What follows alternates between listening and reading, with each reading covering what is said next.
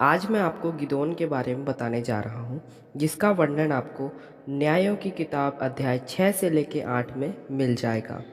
इससे पहले कि हम वीडियो में आगे बढ़े, आप हमारे Jesus is life forever channel को सब्सक्राइब कर दीजिए और बेल आइकन को दबाना ना भूलिएगा।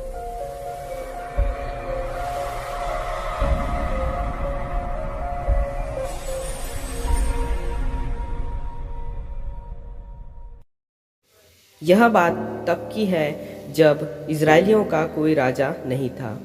वे पिछले 7 वर्ष से मिद्यान की गुलामी कर रहे थे, क्योंकि कनान देश में वे वह सब कार्य करने लगे थे जिस कार्य से यहोवा परमेश्वर घृणा करते हैं, अर्थात वे मूर्ति पूजा करने लगे थे। इस वजह से यहोवा परमेश्वर उन पर क्रोधित हुए और उन्हें मिद्यान के अधीन कर दिए। और मिद्यान इज़राइलियों पर राज करने लगे और इज़राइलियों पर पूरे 7 साल राज किए। मिद्यानी लोग इज़राइलियों को बहुत परेशान करते थे, यहाँ तक कि वे उनकी उपज भी छीन ले जाया करते थे। इस वजह से इज़राइलियों लोगों की बहुत दुर्दशा हो गई।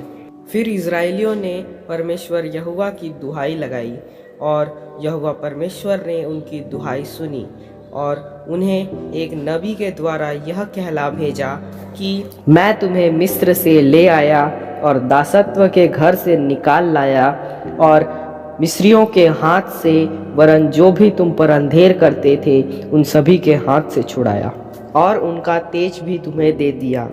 और मैंने तुमसे कहा था कि तुम जिसके देश में रहते हो उनके देवताओं का भय ना मानना, परंतु तुमने मेरी बात ना मानी।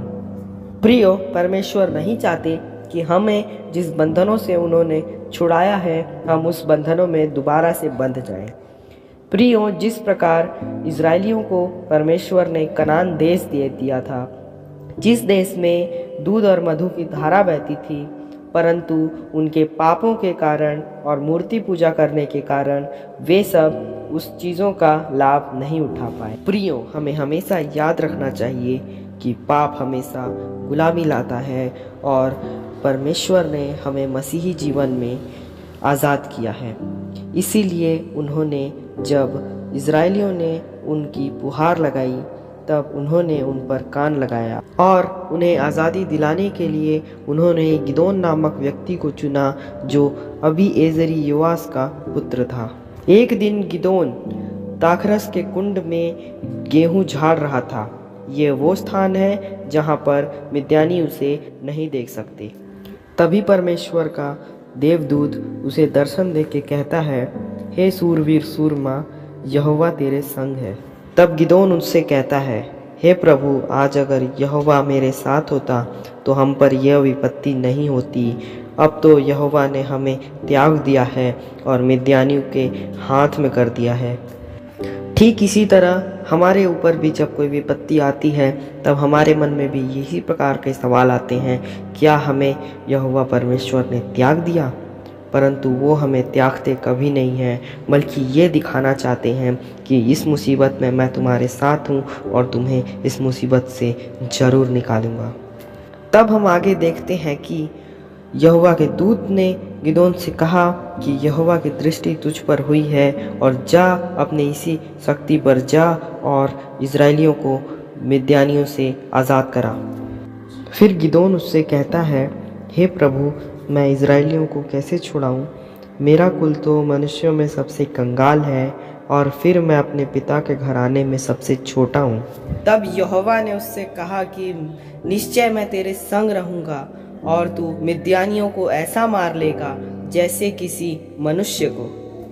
प्रियो, जिस प्रकार हम यहाँ देख रहे हैं कि गिदोन अपने आप को परमेश्वर दिए गए कार्य के योग्य नहीं समझता, वो अपने आप को अयोग्य समझता है। प्रियो, हमारा परमेश्वर जो निर्बलों को बल देने वाला, निर्बुद्धि को बुद्धि देने वाला, उन लोगों को अपने कार्य के लिए चुन लेता है जो लोग कुछ नहीं समझे जाते, क्योंकि वह निर्बलों को चुन लेता है जिससे कि बलवान लज्जित हो। फिर हम आगे देखते हैं प्रियो कि गिदोन यहोवा के दूत के इस बात को सुन करके उससे कहता है कि हे प्रभु, अगर तेरा अनुग्रह मेरे ऊपर है तो तू इसका कोई मुझे चिन्ह दिखा। देखते हैं प्रियो, यहाँ की गिदोन यहोवा के दूत से उसके होने का चिन्ह मांगता है। फिर उसने एक वेदी पर मांस और अख़मीरी रोटी रखी, जिसे यहोवा के दूत ने आग से भस्म कर दिया और उसके आँखों से ओझल हो गया। फिर गिदोन कहता है, हाय प्रभु, मैंने यहोवा के दास को साक्षात अपने आँख से देखा है। फिर यहोवा उससे कहता है, तुझे शांति मिली, डर मत, तू ना मरेगा। तब गिदोन ने एक वेदी बना करके उसका नाम यहोवा शालोम रखा। तब उसी रात यहोवा ने गिदोन से कहा कि जा अपने पिता का सबसे जवान बैल ले और बाल की वेदी को गिरा दे और अशेरा देवी को काट दे और वहाँ अपने उस बैल को होम बलि चढ़ा। तब गिदोन ने ऐसा ही किया। सवेरे जब नगर के लोग देखते हैं कि बाल की वेदी गिरी हुई है तथा अशेरा देवी की मूर्ति कटी हुई है, तब वे क्रोधित होते हैं, और जब उन्हें पता चलता है कि यह काम गिदोन का है, तब वे उसे मार डालना चाहते हैं। तब गिदोन के पिता योआश उनसे कहते हैं, क्या तुम बाल के लिए वाद विवाद कर रहे हो और उसे बचाना चाहते हो? जो कोई भी उसके बारे में वाद विवाद करेगा, वो भोर होने से पहले ही मार डाला जाएगा। अगर बाल परमेश्वर है तो उसे खुद लड़ने दो। इसलिए उस दिन गिदोन का नाम यरुब्बाल रखा गया। प्रियो, यहाँ हम देखते हैं कि गिदोन को सबसे पहले उसके कार्य के जगह एक छोटा सा कार्य दिया गया, क्योंकि परमेश्वर यह देखना चाहते थे कि गिदोन उनके बड़े कार्य के योग्य है या नहीं। इसी प्रकार हमारे जीवन में भी जब हमारे पिता हमसे चाहते हैं कि हम कुछ बड़ा कार्य करें, तो वे हमें कुछ छोटे छोटे कार्य सौंपते हैं, जिससे कि वे जान सकें कि हम बड़े कार्य के योग्य हैं या नहीं। गिदोन परमेश्वर के कार्य के योग्य था, इसीलिए परमेश्वर ने गिदोन को चुना था। और जिस प्रकार हम इस कहानी में देखते हैं कि फिर गिदोन को मिद्यानियों से लड़ने के लिए परमेश्वर ने आह्वान दिया।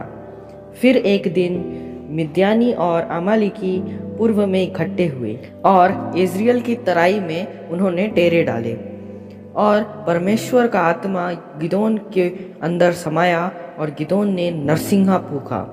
फिर गिदोन ने परमेश्वर से कहा कि तू अगर अपने वचनों के अनुसार इज़राइल को मेरे द्वारा छुड़ाना चाहता है, तो इसका मुझे कोई चिन्ह दिखा कि मैं ऊन का टुकड़ा खलियानों में रखूंगा और इस पर ओस पड़े और यह गीली हो जाए और भूमि सूखी रह जाए। तब मैं जान लूँगा कि तू मेरे द्वारा इज़राइल को छुड़ाएगा। तब हम देखते हैं कि अगले दिन जब गिदोन उस ऊन के टुकड़े को देखता है तो वह गीला था। जब उसने उसे निचोड़ा तब उससे एक कटोरा भर गया। तब गिदोन परमेश्वर से एक बार और कहता है कि अगर तेरा क्रोध मुझ पर ना हो तो मैं तेरी एक बार फिर परीक्षा करूं कि इस बार पूरी भूमि पर ओस पड़े और केवल ऊन ही सूखी रह जाए। तो परमेश्वर ने ऐसा ही किया, अर्थात पूरी भूमि पर ओस पड़ी और केवल ऊन ही सूखी रह गई। इससे गिदोन ने जान लिया कि परमेश्वर अवश्य ही उसके द्वारा इज़राइलियों को छुड़ाएगा। फिर एक दिन गिदोन और उसके सब मनुष्य भोर में जल्दी उठते हैं और हरुद नाम सोते के पास अपने तंबू गाड़ते हैं। फिर परमेश्वर ने गिदोन से कहा कि मुझे मिद्यानियों को हराने के लिए इन सब मनुष्यों की जरूरत नहीं है। वे कहेंगे कि बिना परमेश्वर की मदद के हमने ये युद्ध जीत लिया। लोगों से कह दे कि जो भी डरता है या घबराया हुआ है वो अपने घर चला जाए।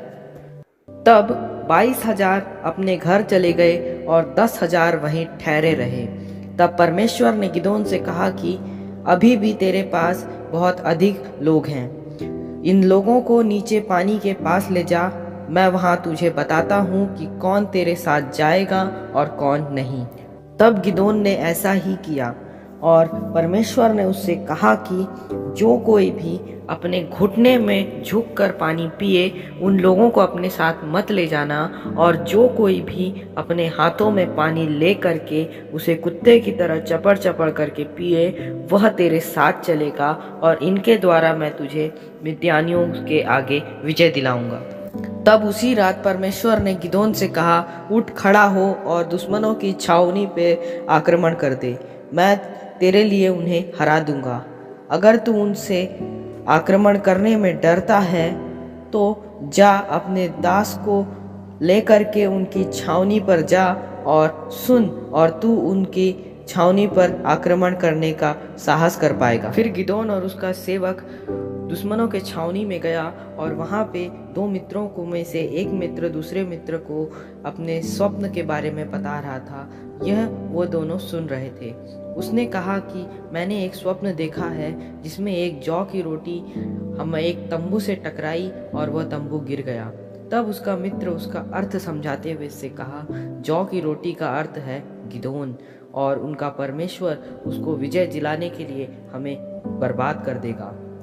यह सुन के गिदोन प्रभु को दंडवत करने के लिए झुक गया और फिर वह अपने छावनी में वापस गया और अपने लोगों को कहा, उठो खड़े हो जाओ। और फिर परमेश्वर के काम के लिए उन्होंने तैयार हुए और फिर गिदोन ने अपने 300 लोगों को 3 समूहों में बांट दिया और उनसे कहा कि मेरा समूह जो करे वैसा ही तुम भी करना, और जब नरसिंगा फूंको तब ललकार के कहना, गिदोन और परमेश्वर की जीत।